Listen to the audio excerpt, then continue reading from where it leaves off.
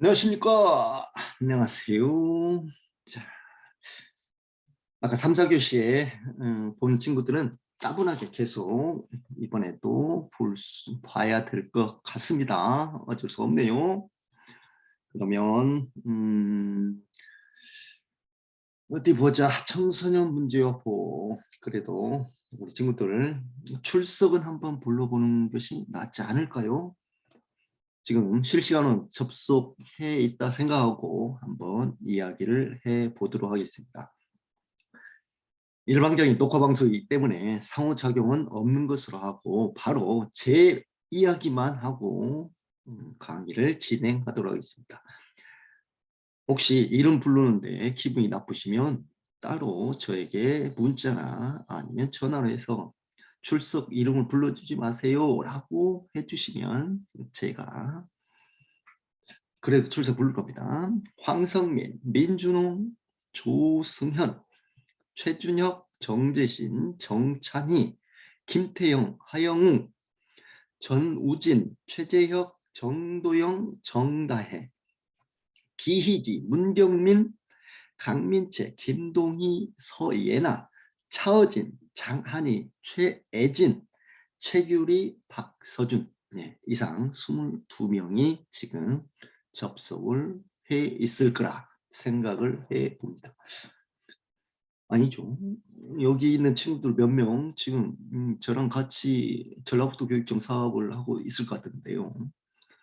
새만금 잼버리 2023 새만금 잼버리를 성공적인 개최를 위해서 저희가 지금 스카우트 초중급 과정 지도자 양성 과정 직무연수를 지금 하고 있는 시간입니다. 자, 화면을 같이 보면서 하도록 하죠.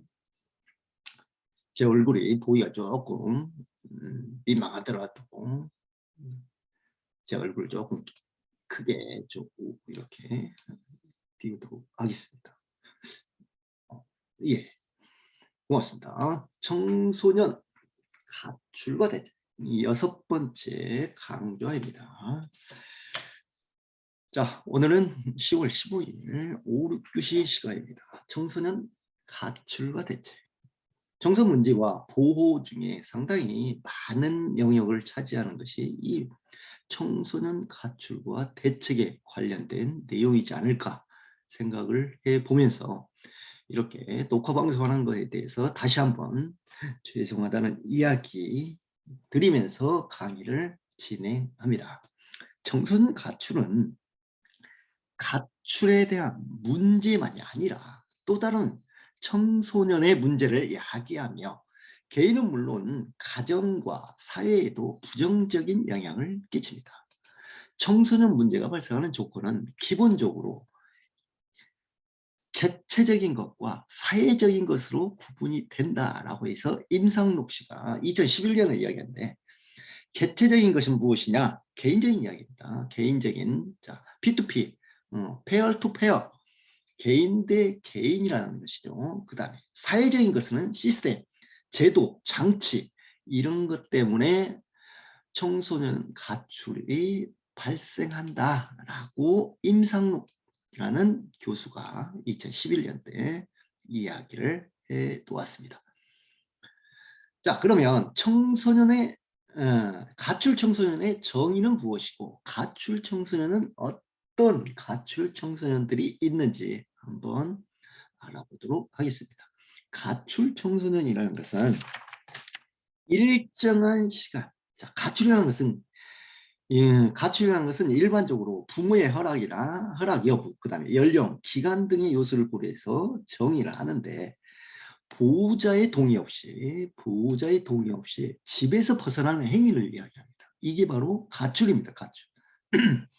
보호자가 소재를 알지 못하는 경우, 특히 벗어나기는 하지만 보호자가 소재를 알지 못하는 두 가지 집에서 벗어나는 것과 소재를 어디 있는 것을 잘 알지 못하는 경우를 우리는 가출 청소년이라고 이야기를 하고 특히 이 구체적인 가출 청소년이라는 것은 부모나 법적 보호자의 동의 없이 일정 기간 이상 안정된 거주지를 떠나서 생활하는 청소년을 우리는 가출 청소년이라고 이야기했습니다.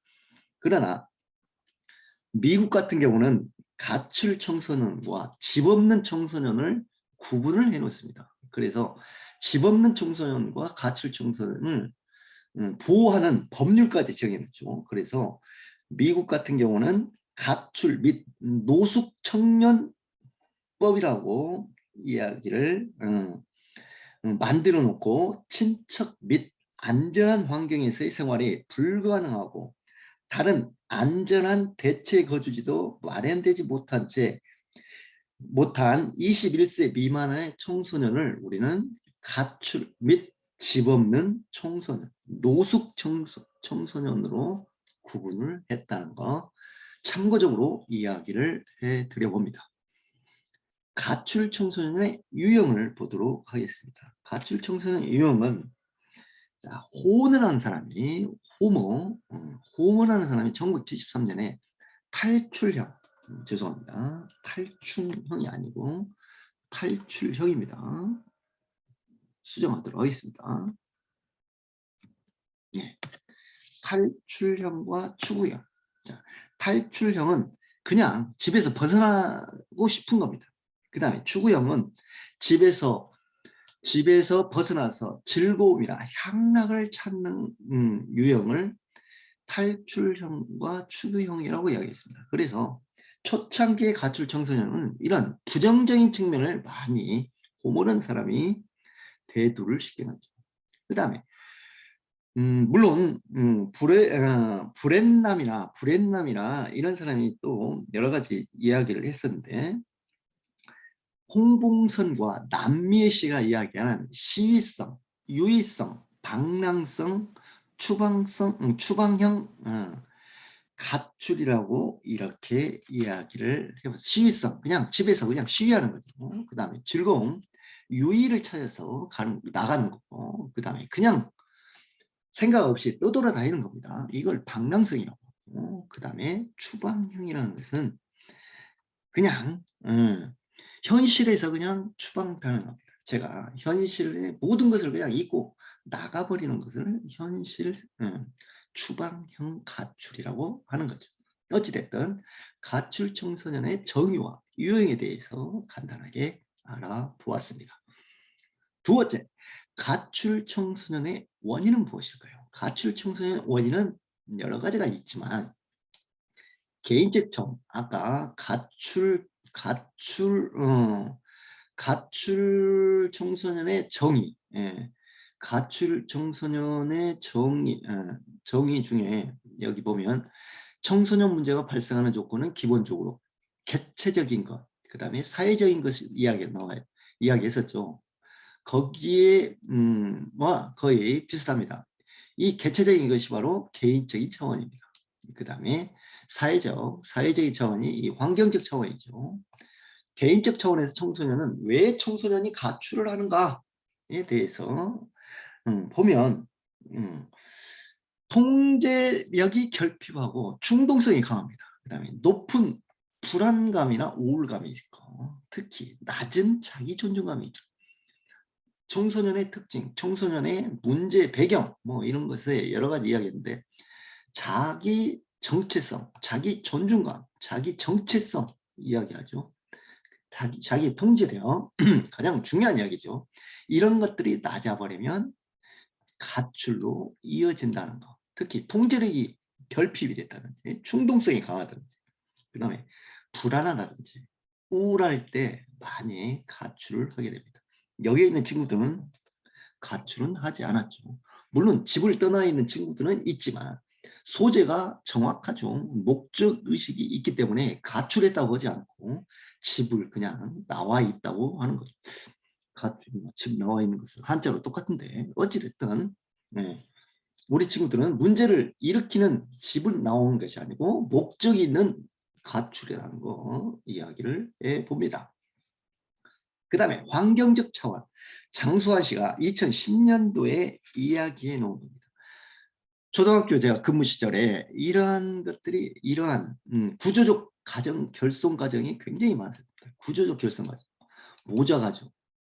이제 모자 가족은 어머니만 있는 부자 가족, 아버지만 있는. 그다음에 청소년 가부, 청소년 가장, 자녀만이 있는 가족 형태를 구조적 결손 가족입니다. 물론 이 외에 한부모는 부모 중 하나가 없는 거. 그 다음에 조부모, 한조부모, 할아버지나 할머니 밑에 자녀가 있는 경우, 이런 것들은 구조적 결손 가정 때문에 가출 청소년의 원인이 될 수 있다는 거죠.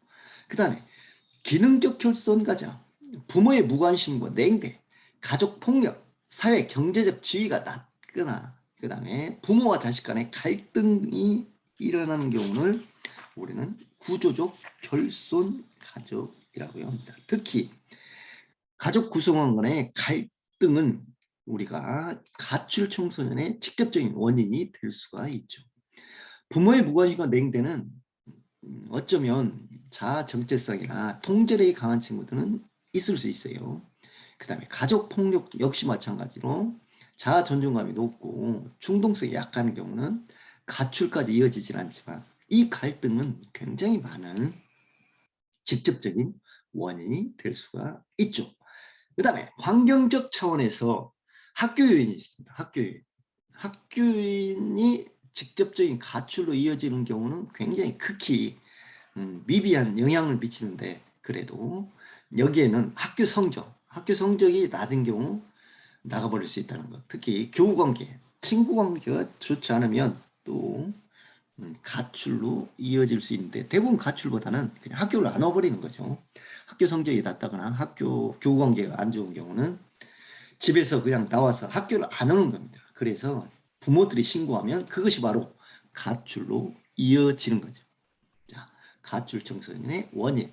자, 가출 청소년의 정의와 요약, 가출 청소년의 원인에 대해서 알아보았습니다. 그러면 가출 청소년에 대한 관점과 문제는 무엇이 있는가 한번 보도록 하겠습니다. 자, 가출 청소년을 어떻게 바라보아야 되는가? 우리는 사회에서는 이렇게 바라보아야 된다, 이렇게 바라봐 주어야 된다라고 홍봉선 남미애 씨가 2018년도에 이렇게 가출 청소년에 대한 관점을 이야기했습니다. 상당히 긍정적인 관점입니다. 가출 청소년도 자원이다. 사회적 자원이다. 사회에서 쓸모가 어느 정도 있는, 효용 가치가 있는 자원이라고 바라봐 주는 것을 우리는 가출 자원이라는 관점이고, 가출 청소년도 권리가 있다. 집을 나와 있기 때문에 이 친구들도 여러 가지 네트워크를 통해서 창의성과 개발성, 호기심을 불러일으킬 수 있는 권리가 있고, 무한한 잠재력이 있고, 순수한 비판 의식이 있다라고 가출 청소년의 권리에 대해서 이야기를 해 주었습니다. 우리가 요즘에 가출 청소년에 대한, 저 뒤에 나와 있지만 청소년 쉼터 같은 경우는 굉장히 사회 안전망으로 많이 구축이 되어 있는 거죠. 이처럼 가출 청소년의 권리에 대해서 이야기를 해 준 것이 보입니다. 그 다음에 가출 청소년들의 사회적 안전망 구축이 필요하다. 방금 이야기했습니다. 쉼터 같은 경우 굉장히 필요하죠. 다양성을 인정해야 한다. 그 다음에 장점과 능력이 있다는 관점입니다. 그냥 장소만 이동, 학교가 아닌, 가정이 아닌 그냥 학교 가정 밖에 있는 청소년이라는 것을 인정해 줘야 된다라고 이야기를 하는 것이 바로 가출입니다. 가출. 어쩌면 이 가출이라는 말을 없애야 될 사회적인 상황이 발생하지 않을까 생각을 해봅니다. 왜냐? 학교를 다니지 않고 그 다음에 가정에서 나와 있어서 굉장히 많은 끼를 발휘하는 청소년들이 굉장히 많습니다. 대표적인 가출 청소년 중에 한 명이 바로 에디슨.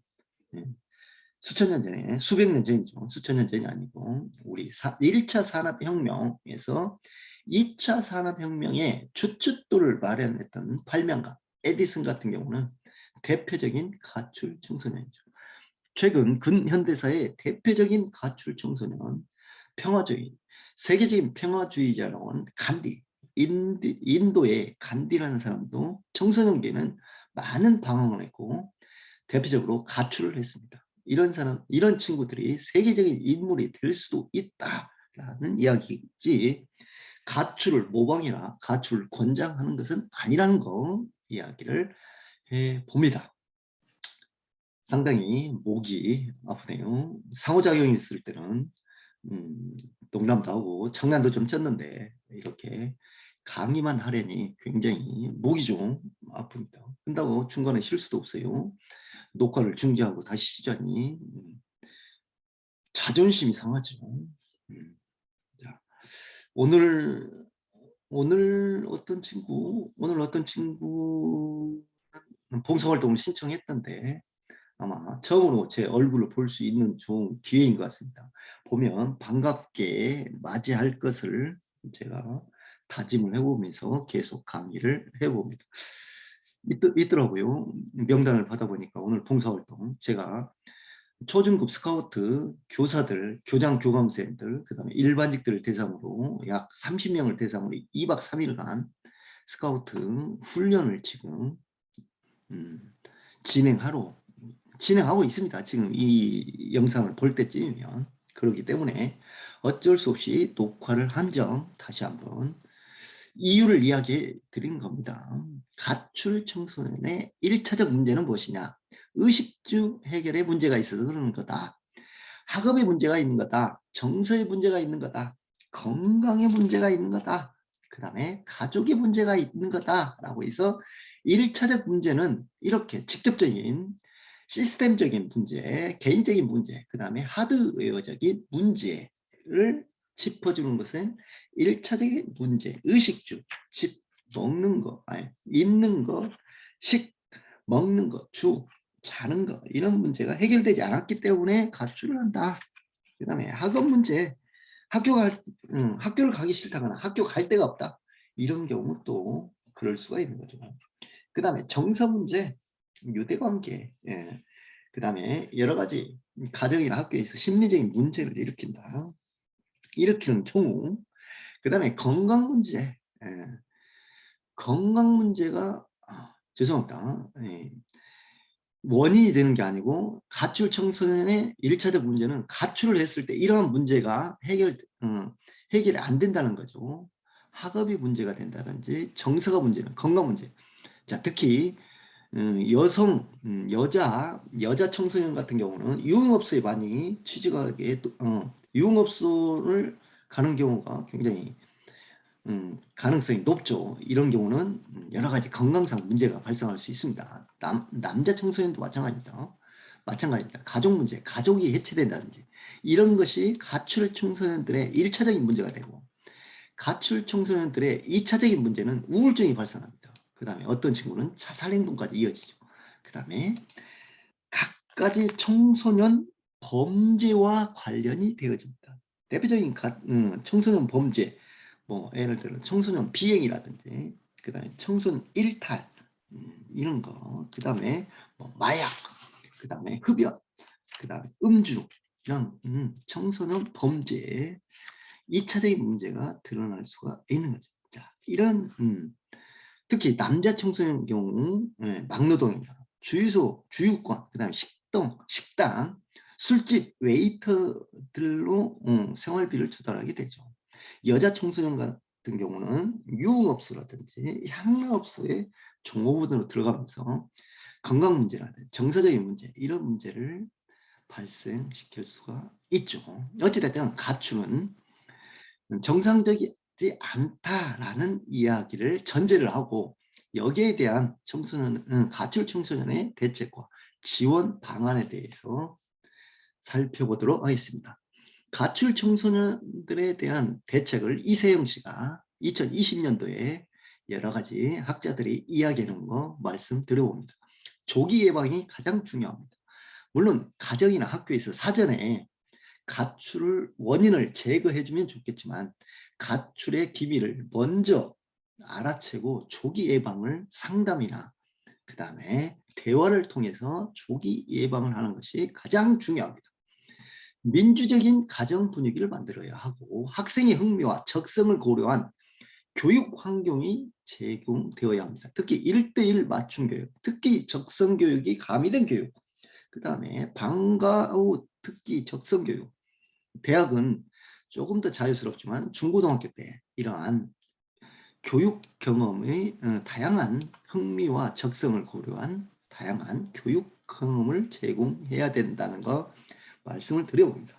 또 서로의 성장과 발달을 돕는 교우관계 기술을 가르쳐야 한다라고 이야기를 해보고 학교와 관련 기관의 상담 활동이 강화되어야 한다라고 가출 청소년에 대한 대책을 이세영 씨가 2020년도에 이야기를 해놓은 것을 소개를 해보았습니다. 그 외에 여러 가지 가출 청소년들에 대한 대책을 여러 학자들에 대해서 이야기를 해 놓은 것이 인터넷이나 기타 문헌을 통해서 나타난 걸 볼 수 있습니다.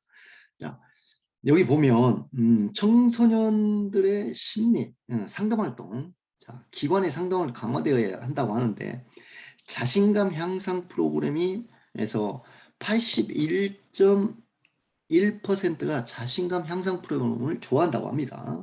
그 다음에 스트레스 대처 프로그램, 진로지도 프로그램, 성격 문제 프로그램, 친구관계 향상 프로그램, 사회성 향상 프로그램 등이 대체 프로그램으로 좋아한다라고 청소년 한국 청소년 쉼터 협의회에서 연구한 결과를 볼 수 있습니다. 두 번째, 가출 청소년에 대한 지원 방안에 대해서 말씀을 드려봅니다. 제도적 차원에서 근거법을 마련해야 되고 시각을 전환해야 된다. 부정적인 시각보다는 긍정적인 시각. 그 다음에 아까 다양한 지원 체제를 확립한다는 것. 그 다음에 일시 보호시설, 특히 단기 쉼터, 청소년 쉼터 이런 것들을 마련해서 누구나 쉽게 접근할 수 있게 제도적 차원에서 접근해야 된다는 것. 두 번째, 실천적 차원에서는 프로그램의 질적 향상 및 다양화를 하고 서비스를 특성화시키면서 통합적 서비스와 청소년 보호시설 종사자의 전문성 및 처우 개선을 해야 된다는 것. 많은 돈을 두고 유능한 청소년 보호시설 종사자들을 데려다 놓으면 가출 청소년들이 아까 이야기한 부정적인 문제를 일으킨 청소년 범죄를 일으킬 수 있는 가능성이 적어지고 이런 청소년에 대한 관점, 자원이 될 수가 있고 다양한 장점과 능력을 발휘할 수 있는 기회를 마련할 수 있겠죠. 가출 청소년의 쉼터. 자, 아까 앞에 제도적 여러 가지 청소년 보호시설을 마련해야 된다. 청소년 단기 쉼터를 마련해야 된다라고 나와 있는데 이 가출 청소년의 쉼터는 어떤 것들이 있는지 한번 간단하게 알아보겠습니다. 청소년 쉼터의 정의는 청소년 쉼터는 가출 청소년의 일시적인 죄송합니다. 오타가 있습니다. 일시적인 생활 지원과 보호를 하는 것을 청소년 쉼터가 하는 역할입니다. 가정이나 사회로 다시 복귀하는데 중장기적으로 자립을 지원하기 위한 청소년 복지시설입니다. 여성가족부에 2010년도에 청소년 쉼터에 대한 정의를 내려놓은 것을 알아볼 수 있었습니다. 이런 것이 없어야 되겠죠. 가장 중요한 건 학교 교육에 테두리에서 해놓으면 좋겠지만 테두리에 있으면 좋겠지만 가정이나 사회로의 복귀를 지원하기 위한 청소년의 복지시설이다라고 청소년 쉼터, 가출 청소년 쉼터의 정의에 대해서 알아보았습니다. 임시 쉼터, 그 다음에 단기 쉼터, 중장기 쉼터, 청소년 자립 지원관, 그 다음에 청소년 회복 지원실 이렇게 나와 있습니다.